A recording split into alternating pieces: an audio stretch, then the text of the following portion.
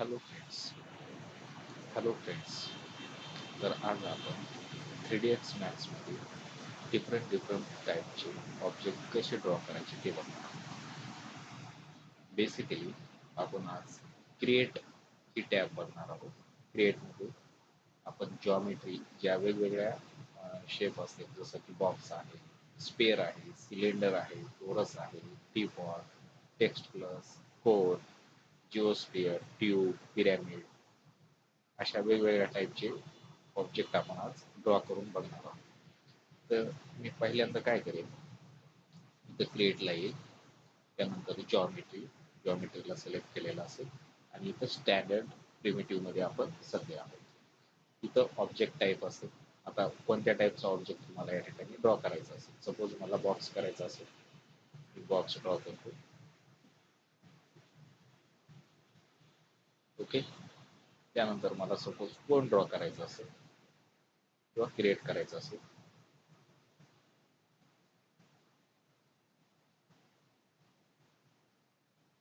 कोन वगैरे मी क्रिएट करू शकतो. स्पियर आहे, सिलेंडर क्रिएट करायचं असेल आपल्याला, सपोज सिलेंडर वगैरे पण क्रिएट करू शकतो.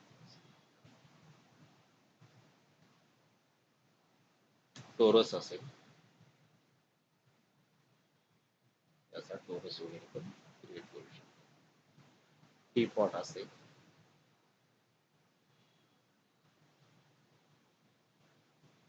तसेच जिओस्फिअर, ट्यूब असेल,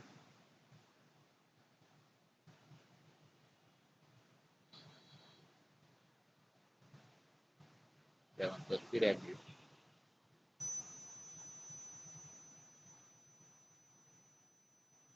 असे वेगवेगळ्या टाईपचे शेप तुम्ही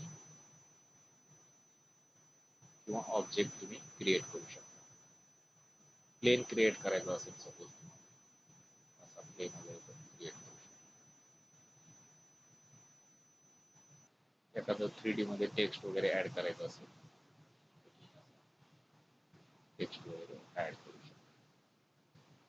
तर आज आपण बघितलं क्रिएट मधली जॉमेट्री टॅब बघितलेली आहे.